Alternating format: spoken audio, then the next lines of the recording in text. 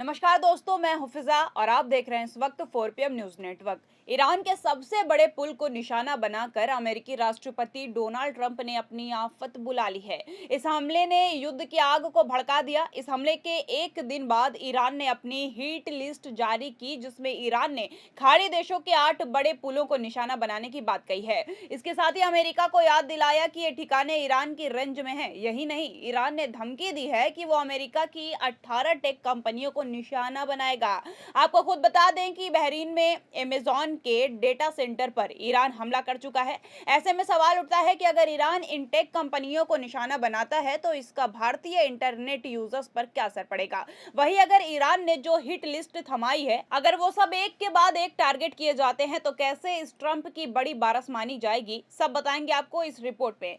दोस्तों, middle east में चल रही ये जंग अब सिर्फ मिसाइल और बमों तक सीमित नहीं रही है, बल्कि ये सीधे दुनिया के डिजिटल ढांचों पर पहुंच चुकी है। 1 अप्रैल 2026 को ईरान की तरफ से जो चेतावनी दी गई है, उसने पूरी दुनिया की टेक इंडस्ट्री को हिलाकर रख दिया है।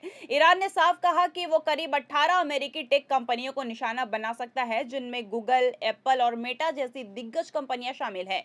ये कोई साधारण धमकी नहीं है, क्योंकि इससे पहले बहरीन में अमेज़न के डेटा सेंटर पर असर देखा जा चुका है, जहां सर्विस में दिक्कत आई थी। अब सवाल यह है कि अगर इस कंपनियों पर हमला होता है तो असल में क्या होगा। आम लोग अक्सर इन कंपनियों को सिर्फ ऐप समझते हैं, लेकिन सच्चाई यह है कि पूरी दुनिया का डिजिटल सिस्टम इन्हीं पर टिका हुआ है। गूगल के सर्वर से जीमेल, यूट्यूब, मैप्स और हजारों ऐप चलते हैं। अगर इसका सिस्टम हिलता है तो इंटरनेट की रीढ़ ही कमजोर पड़ जाती है। मेटा के बिना व्हाट्सएप, इंस्टाग्राम और फेसबुक जैसे प्लेटफॉर्म ठप हो जाएंगे, जिन पर करोड़ों लोग रोजमर्रा का काम करते हैं।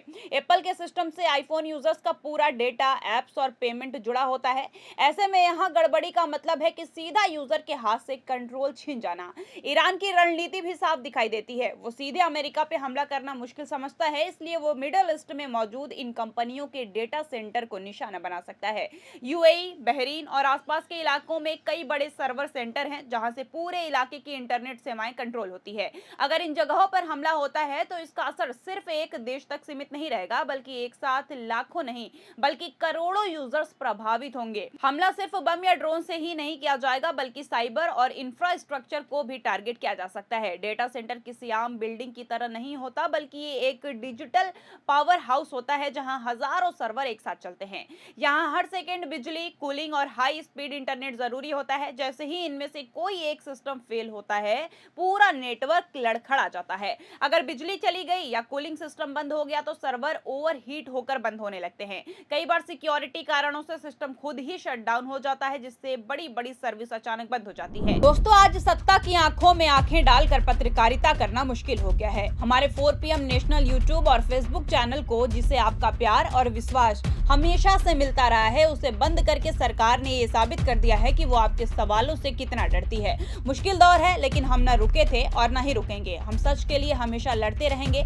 ऐसे में 4 पीएम यूपी को ज्यादा से ज्यादा ज्वाइन करें और स्वतंत्र पत्रकारिता को जिंदा रखने के लिए जितना हो सके उतना हमारा आर्थिक सहयोग करें। आपके सहयोग से ये जंग हम जीत कर रहेंगे। अगर समुद्र के नीचे बिछी इंटरनेट केबल्स को नुकसान पहुंचाएगा तो हालात और भी खराब हो सकते हैं। ये केबल्स देशों को जोड़ने वाली डिजिटल लाइफलाइन होती है। इनके कटते ही इंटरनेट या तो बहुत धीमा हो जाता है या पूरी तरह ठप पड़ सकता है। इसका असर बैंकिंग से लेकर सोशल मीडिया तक हर जगह दिखेगा। अब बात करते हैं भारतीय यूजर्स की। भारत दुनिया के सबसे बड़े इंटरनेट यूजर बेस में से एक है। यहाँ करोड़ों लोग रोजाना व्हाट्सएप, इंस्टाग्राम, यूट्यूब और गूगल सेवाओं पर निर्भर हैं। अगर मेटा की सेवाएं बंद होती है तो छोटे व्यापारियों का काम रुक जाएगा, क्योंकि आज लाखों बिजनेस सिर्फ व्हाट्सएप और इंस्टाग्राम के जरिए चलते हैं। अगर गूगल की सेवाएं प्रभावित होती है तो email, online class, office work, navigation सब कुछ ठप हो सकता है। एप्पल यूजर्स के लिए भी एक बड़ा झटका होगा, क्योंकि आई क्लाउड, ऐप स्टोर और पेमेंट सिस्टम पर सीधा असर पड़ेगा। इससे डिजिटल पेमेंट रुक सकते हैं और लोगों का डेटा एक्सचेंज हो सकता है। इकोनॉमी पर इसका असर और भी पड़ सकता है। आज लगभग हर बिजनेस क्लाउड पर चलता है, लेकिन ई कॉमर्स, स्टार्टअप्स, मीडिया और सरकारी सेवाएं भी डेटा सेंटर पर निर्भर है। अगर डेटा सेंटर डाउन होता है तो लेन देन रुक सकता है, शेयर बाजार में गिरावट आ सकती है और कंपनियों का काम ठप हो सकता है। छोटे बिजनेस जो सोशल मीडिया पर निर्भर हैं, उन्हें तुरंत नुकसान झेलना पड़ेगा।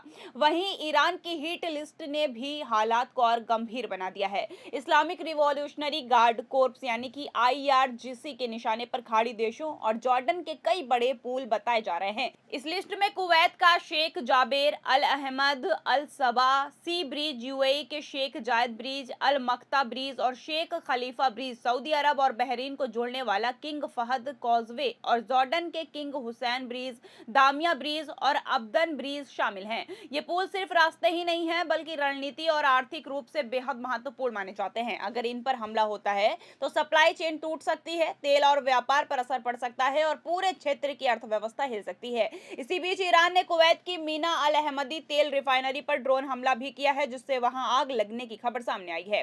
कुवैत पेट्रोलियम कॉर्पोरेशन ने इस हमले की पुष्टि की है और बताया है कि दमकल कर्मी आग पर काबू पाने में जुटे हुए हैं। राहत की बात यह है कि इस हमले में किसी के घायल होने की खबर नहीं है, लेकिन ये साफ संकेत है कि ईरान अब अपने टारगेट को लेकर पीछे हटने वाला नहीं है।